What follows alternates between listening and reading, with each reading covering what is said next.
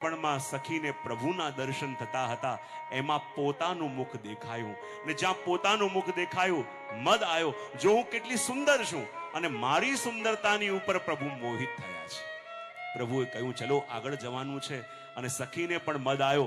એણે કહ્યું જો પ્રભુ હવે આપને મારા વિના ચાલે એમ ન હોય તો હું બહુ થાકી ગઈ છું, મને આપના ખભા ઉપર બેસાડીને લઈ જાઓ.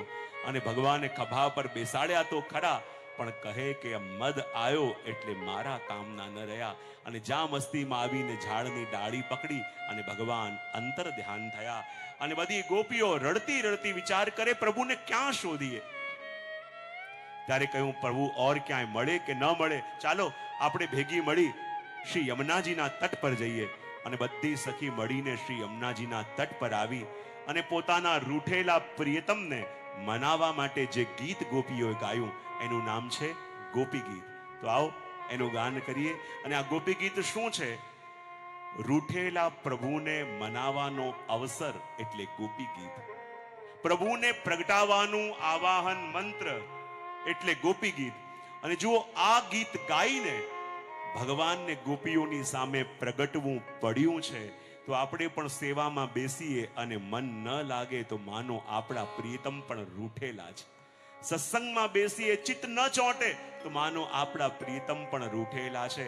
તો ગોપીઓના સ્વરમાં સ્વર મેળવી આ ગોપી ગીતનું ગાન આપણે કરીએ, જેમાં ગોપીઓ ગાય છે અને કહે છે જયતિ તેધિકમ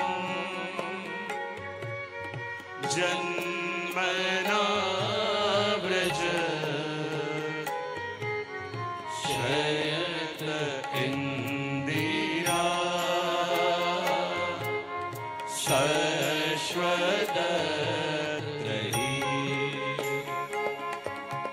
દયિત દૃશ્યતા દીક્ષુતાવતા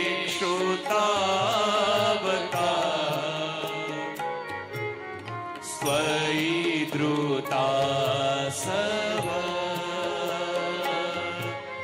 સ્વામ વિચિન્વતે. સભી એક સાથ રો રહે हैं हम तेरी याद में, आ जाओ प्रभु जी न पाएंगे, जी न पाएंगे, जी न पाएंगे,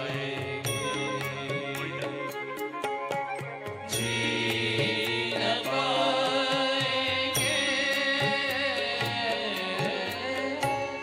ગોપી ગીતના અંદર ગોપીઓ કહી રહી છે જયતિ તેધિકમ જન્મના વ્રજ શ્રયત ઇન્દિરા શશ્વદત્રહી. ગોપીઓ કહે પ્રભુ જ્યારથી આપનું પ્રાગટ્ય વ્રજની અંદર થયું ત્યારથી પ્રભુ વ્રજનો જય થયો. ભગવાન કે મારા પ્રાગટ્યથી વ્રજનો જય થયો તો હાર કોની થઈ? યદિ કોઈ હાર્યું ન હોય તો કોઈ જીતી શકે ખરા? હા કે ના તો પાડો. જ્યારે કોઈક હારે છે ત્યારે કોઈક જીતે છે ને. તો ભગવાન કહે છે કે યદિ મારા પ્રાગટ્યથી વ્રજનો જય થયો તો હાર કોની થઈ? ગોપીઓ કહે પ્રભુ આપના વૈકુંઠની હાર થઈ. ભગવાન કે મારા વૈકુંઠની હાર કેવી રીતે થઈ? એવું તમારા વ્રજ પાસે શું છે જે મારા વૈકુંઠમાં નથી? ત્યારે ગોપીઓ કહે પ્રભુ જાણો છો વ્રજ કોને કહેવાય? બોલે કોને કહેવાય? તો ગોપીઓ કહે જ્યાં પ્રભુના ચરણોમાં રહેણું, જ્યાં પ્રભુના મુખમાં વેણું અને જ્યાં આગળ પાછળ ધેનું એને કહેવાય વ્રજ. અને આ ત્રણ વસ્તુ પ્રભુ આપના વૈકુંઠમાં નથી. આપના વૈકુંઠમાં ચરણોમાં રહેણું નથી, મુખમાં વેણું નથી અને આગળ પાછળ ધેનું નથી. એ તો અમારા બ્રજમાં જ છે. અને પ્રભુ અમે ગોપીઓ આપના માટે પ્રાણોને ધારણ કરીને અમે રાખ્યા છે. કૃપા કરીને પ્રભુ પ્રગટ થઈ જાઓ, દર્શન આપો. પ્રભુ પ્રગટ ન થયા ત્યારે બીજા શ્લોકની અંદર ગોપીઓ પ્રભુને કહે શરદુદાસ સાધુ જાત સર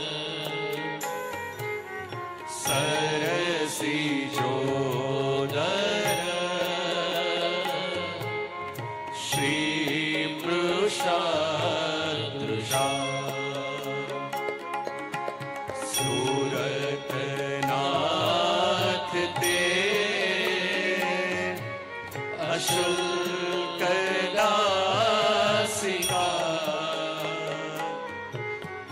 वरदनी न तो नेह किं वद रो रहे हैं हम। हे प्रभु तेरी याद में आ जाओ प्रभु, जी न पाएंगे, जी न पाएंगे, जी न पाएंगे,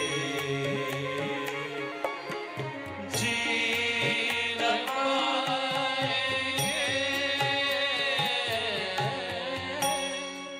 બીજા શ્લોકની અંદર ગોપીઓ કહે, પ્રભુ આપે કેટલો મોટો છલ આપ કરો છો। ભગવાન કે હું કયો છલ કરું છું કે આ બધાને કહેતા ફરો છો કે વ્રજની અંદર આપ પોતાના પાસે કોઈ શસ્ત્ર રાખતા નથી।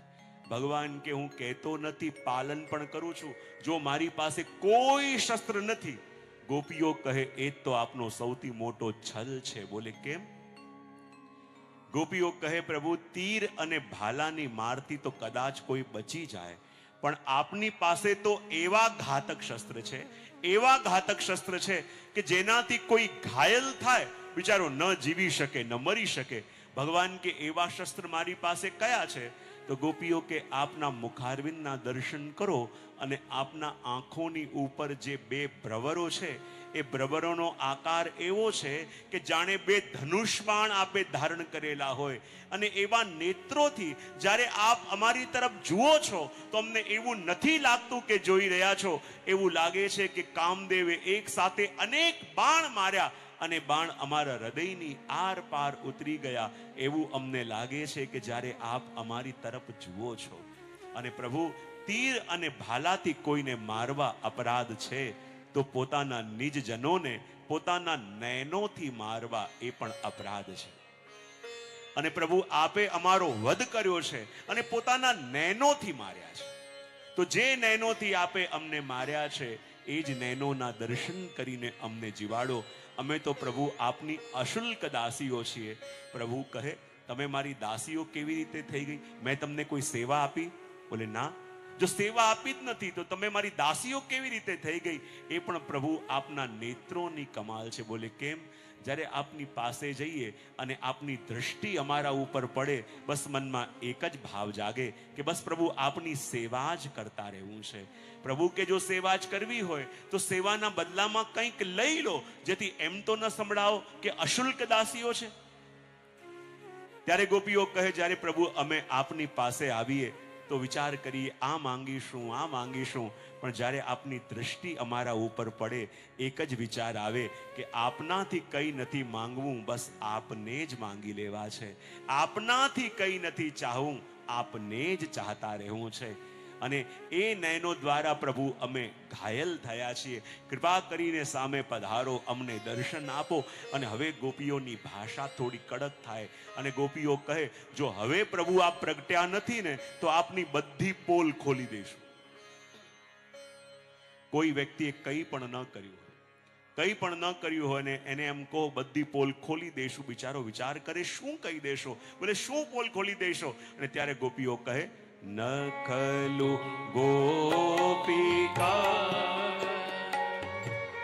નંદનો ભવા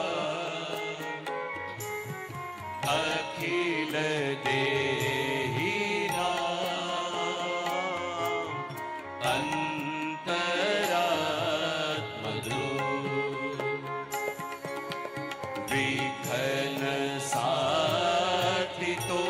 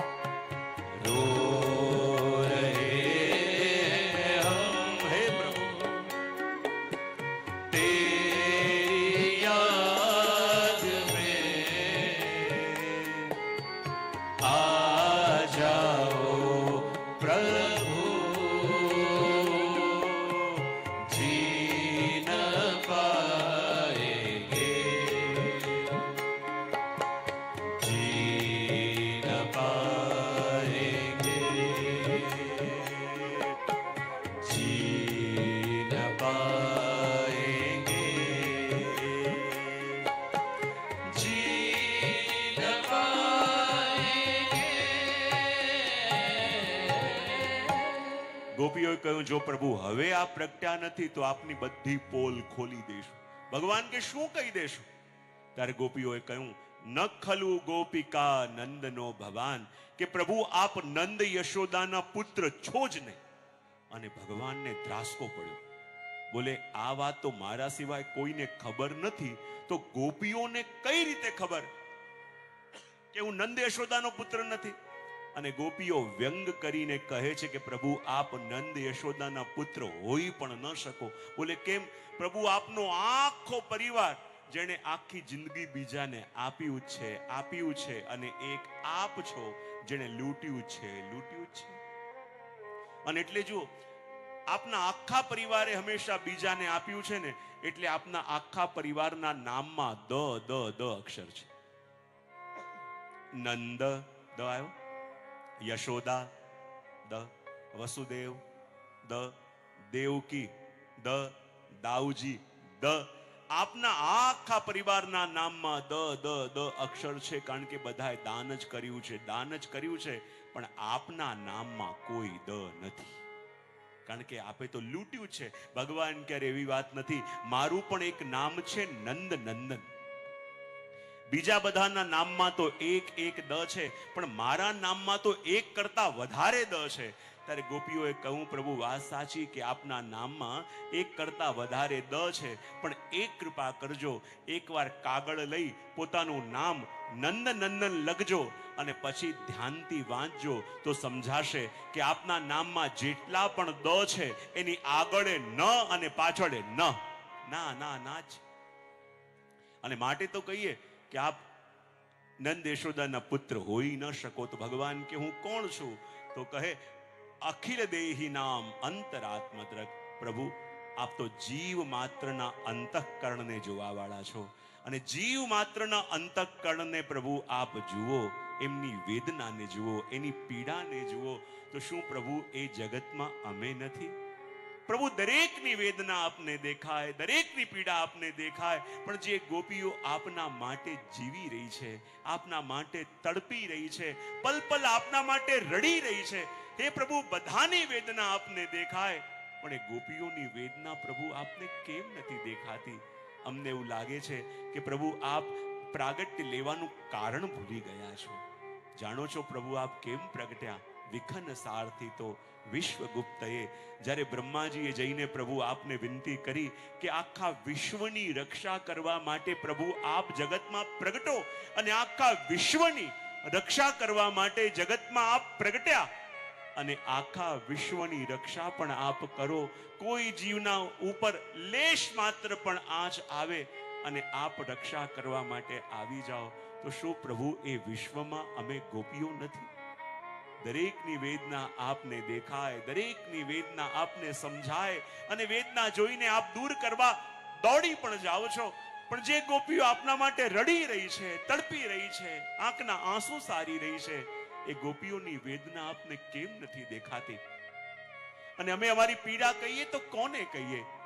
જેમ રામાવતારની અંદર ભગવાન રામ સમુદ્ર તટ પર ઊભા હતા, અને પોતાનો તીર જ્યારે સમુદ્રની રેતમાં આપે ટેકાયો, આપને ખ્યાલ ન રહ્યું ત્યાં ટીટોડી નામના પક્ષીએ માળો કર્યો છે અને પોતાના ઈંડાને સેવી રહી હતી, અને જ્યાં ભગવાને તીર મૂક્યું અને તીર ટીટોડીના શરીરમાં ઘૂસી ગયું, રક્તની ધારા વહેવા લાગી.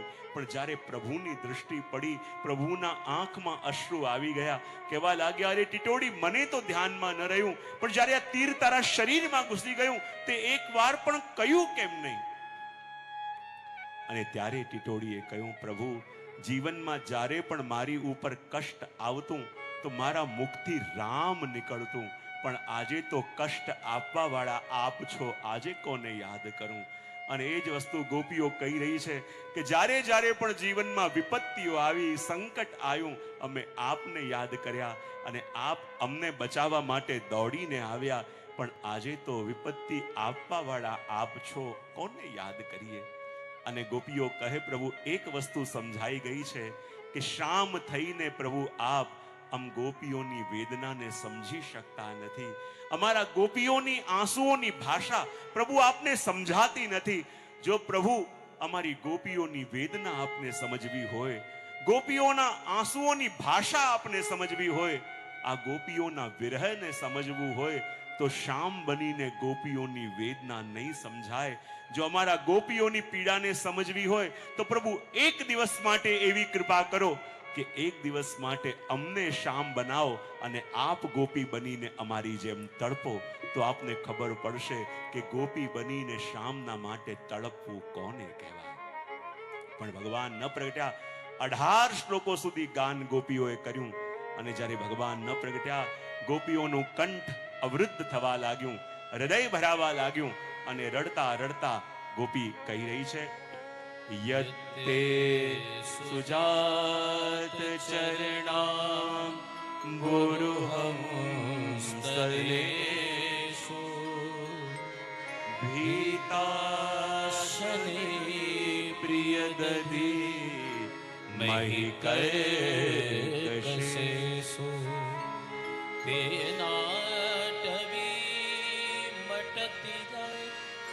व्यथते न क्यों स्वीर कुरपादिभिः भ्रमतिभिः भवदायुषाम्.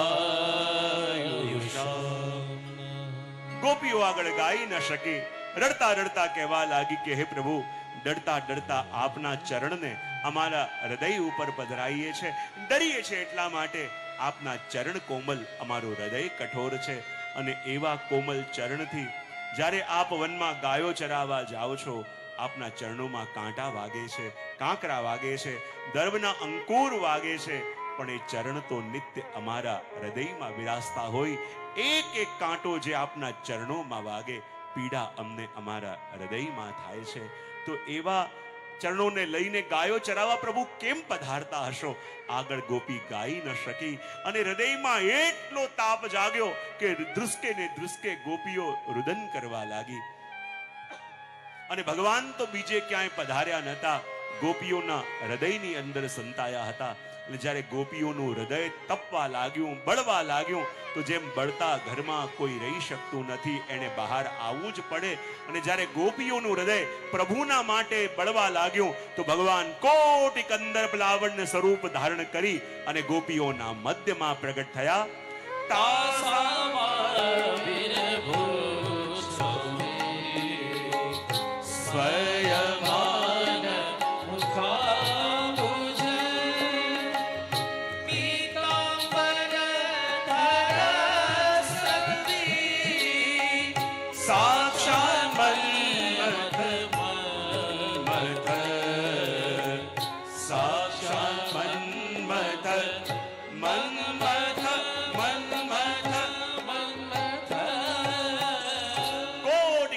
લાવણ્ય સ્વરૂપ ધારણ કરી ભગવાન ગોપીઓના મધ્યમાં પ્રગટ્યા. બોલીએ ગોકુલ કે ચંદ્ર કી જય. અને જ્યાં ભગવાનના દર્શન કર્યા, કોઈ ગોપી ભાગતી ભાગતી આવી પ્રભુના શ્રીહસ્તને લઈને માથે પધરાવે, કોઈ પ્રભુના ચરણોમાં પડીને રડે છે, પ્રભુ આપ અમને છોડીને કેમ ગયા? અને ત્યારે ભગવાન કહેવા લાગ્યા, ગોપીઓ, હું તમને છોડીને કેવી રીતે જઈ શકું? કારણ કે હું તો તમને પ્રેમ કરું છું, અને તમારા વિના હું ક્યાંય રહી ન શકું અને ક્યાંય જઈ ન શકું.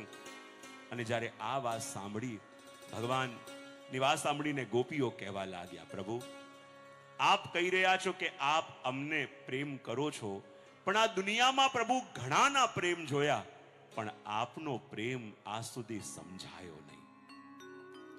આ આપનો પ્રેમ કરવાનો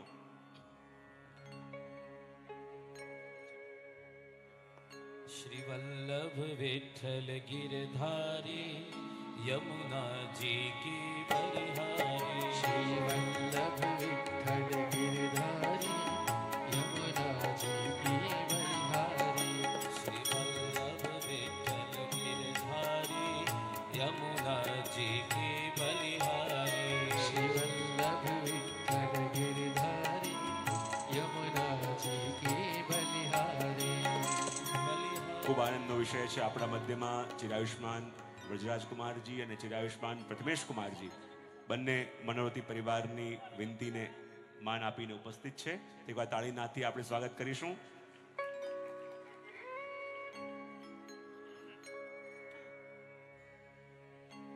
પૂજ્ય ચરણોને માલ્યાર્પણ સમિતિ દ્વારા સંપન્ન થઈ રહ્યું છે.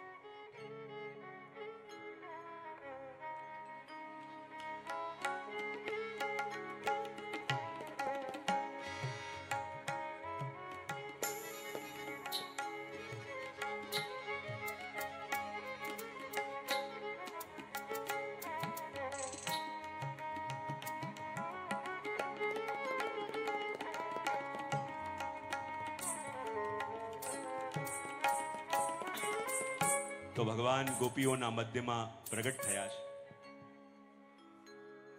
અને જ્યાં ગોપીઓ ભગવાનની પાસે રડતી રડતી આવી, કોઈ પ્રભુના શ્રીહસ્તને લઈને માથે પધરાવે, કોઈ પ્રભુના ચરણોમાં પડીને રડે છે, ત્યારે ભગવાને કહ્યું, ગોપીઓ, હું તમને મૂકીને કેવી રીતે જઈ શકું, કારણ કે હું તો તમને પ્રેમ કરું છું.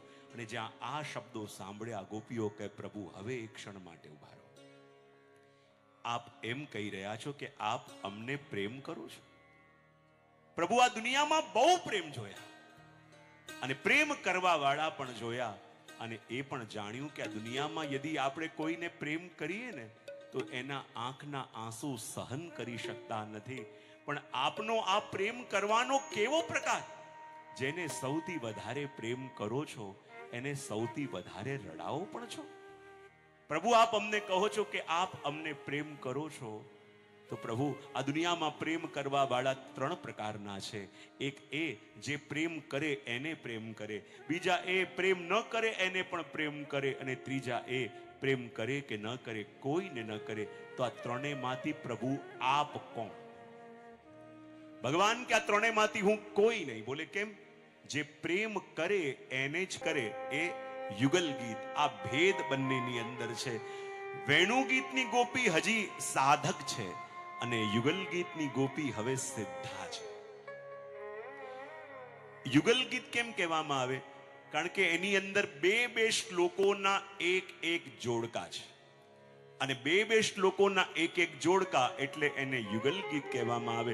કેટલાકને લાગે કે રાધા કૃષ્ણનું છે એટલે યુગલ ગીત. બોલે ના, બે શ્લોકોના એક જોડકા, એક પહેલા શ્લોકમાં શબ્દનો પરિચય અને બીજા શ્લોકમાં અર્થનો પરિચય.